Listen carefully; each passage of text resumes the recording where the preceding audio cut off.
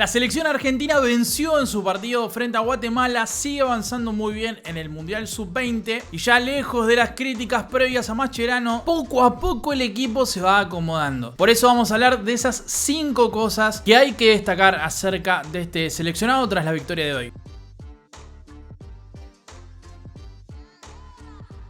La selección albiceleste recién terminó el partido frente a Guatemala y como siempre apenas terminan los encuentros de cada selección, sea mayor, sea juvenil, no importa. Acá traemos contenido apenas termina.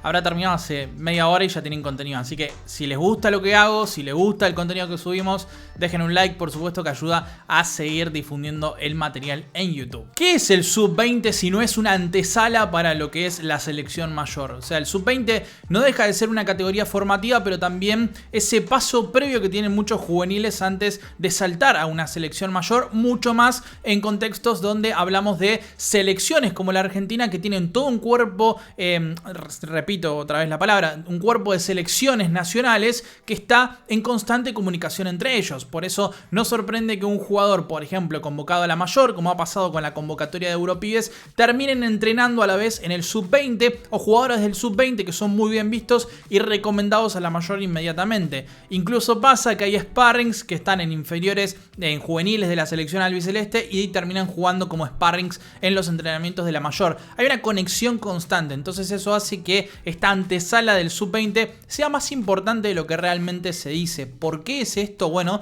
porque Argentina está haciendo un gran trabajo. Ya no solamente en lo estructural, sino además en lo que son las convocatorias. Un punto muy positivo de todo el ciclo de Scaloni. A la hora de convocar futbolistas, siempre tuvieron un ojo muy especial a la hora de decidir quién tenía que estar y quién no. En el caso de Mascherano, la verdad hizo una muy buena convocatoria para el Sub-20 y así lo están demostrando. Sí quiero aclarar algo y es muy importante, me parece, a la hora de analizar, hablar de lo que pasó en estos últimos 2 partidos, es que mientras Uzbekistán parecía un rival algo más potente, Guatemala es muy flojo. O sea, Guatemala no es un indicio como para, me parece a mí, elogiar por demás a los jugadores. Pero sí hay cosas que me parece que son puntos muy a favor de la selección albiceleste, principalmente a la hora de hablar de ellos, de lo que hacen ellos, más allá de lo que hace el rival. Por ejemplo, el gol de Luca Romero es un golazo. O sea, más allá del contexto de si defienden mal, defienden bien, la realidad es que estaba rodeado de 3 futbolistas. Argentina basculó muy bien de derecha a izquierda como para intentar abrir más la cancha. Luca Romero tuvo espacios, agarró, disparó, es un golazo.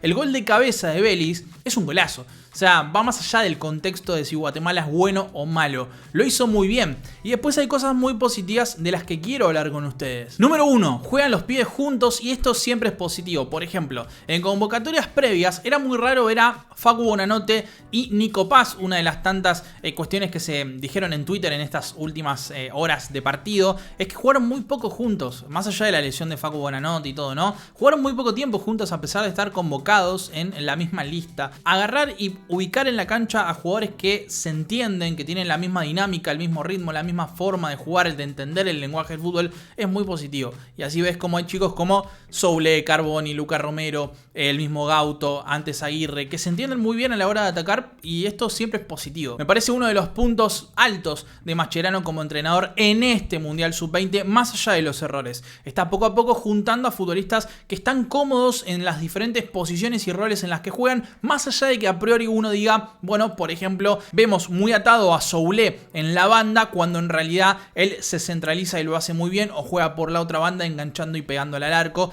algo que hace habitualmente en Juventus y que lo hemos visto en otros partidos de la selección albiceleste. Número 2. Un delantero con buen cabezazo es positivo, o sea, un jugador que sepa pegarle de cabeza al arco no es algo tan habitual como se cree en el fútbol argentino en la mayor de la selección albiceleste. De hecho, estaba viendo las estadísticas acerca del seleccionado de Scaloni, cuántos goles de cabeza hubo. Junior Márquez, que es un brasileño hincha de la selección argentina, que tenemos buen contacto ahí en Twitter, me hablaba de Lautaro contra Irak, Funes Mori contra México, me nombró varios, ¿no? La verdad es que Alario marcó 2, Lautaro Martínez tuvo 2, y en general los que terminan convirtiendo, más allá de Agüero o Nico González, que puede jugar de 9, en general son futbolistas que no están en la posición de 9. Es algo habitual en la selección albiceleste no terminar de aprovechar los centros altos como para para poder cabecear. No es una herramienta que suele ser explotada en los últimos años de la selección, y ya te diría desde hace tiempos de Agüero, el fin de Agüero, Sampaoli más o menos, Bauza, capaz un poquito más, pero en general no se aprovechaba tanto esta vía, y tener un delantero que aparece, se pelea con los centrales, es muy bueno a la hora de ese trabajo sucio, pero además genera buenos cabezazos como el de hoy contra Guatemala, que fue un golazo. Es positivo. Es tener otro tipo de centrodelanteros diferentes a lo que ya tenés, con algunas cositas similares a Lautaro Martínez en cuanto a aguantar la pelota, descargar, pivotear, pero además pelearse con los centrales para poder cabecear muy bien, pero algo diferente a otros de otras características como Julián Álvarez, por ejemplo. Entonces, tener otras herramientas es siempre positivo, más allá de que, repito, son los primeros partidos con la presión de la gente, o sea, es otra cosa, otro contexto, pero siempre es positivo mirar al futuro y tener chicos que te ofrecen otras herramientas. Número 3. Tener un lateral izquierdo, más allá de Acuña, más allá de Tagliafico, que llegarán al próximo Mundial con 33, 34, 35 años, es positivo. Y tener al Colo Barco, que se convirtió en una herramienta fundamental a la hora de avanzar con Argentina, porque si algo hace muy bien la selección albiceleste es posicionar buenos futbolistas por el carril central, tener siempre un extremo en la otra banda y a Colo Barco corriendo todo el partido, desplegándose y aportando siempre en las jugadas de ataque. De hecho, tanto en el primer tiempo contra Uzbekistán como en el primer tiempo contra Guatemala, terminó siendo casi la vía exclusiva de avance, tener al Colo Barco esperándolo como para poder asistirlo a él y que él asista a Vélez o algún delantero que esté entrando por el área. Lo cual hace que Barco sea una herramienta fundamental y un futbolista que puede llegar a aparecer en el futuro de la selección. Repito, son chicos, tienen que evolucionar, tienen muchas áreas que pulir, pero es siempre positivo ir sumando futbolistas, mucho más en posiciones que hasta hace no mucho tiempo decíamos, me acuerdo antes de la aparición de Molina, por ejemplo, de Foyt volviendo a la selección, que no había tenido un buen primer paso en la selección albiceleste, que faltaban laterales. Y vemos como Acuña y Tagliafico ya están en una edad en donde seguramente post-mundial 2026, o tal vez antes, no lo sabemos, no estén más. Y tener futbolistas que van apareciendo y haciendo bien las cosas con la selección es positivo. Más allá de que seguramente Barco dure muy poco en Argentina. Número 4. El doble enganche de Soulé y Carboni.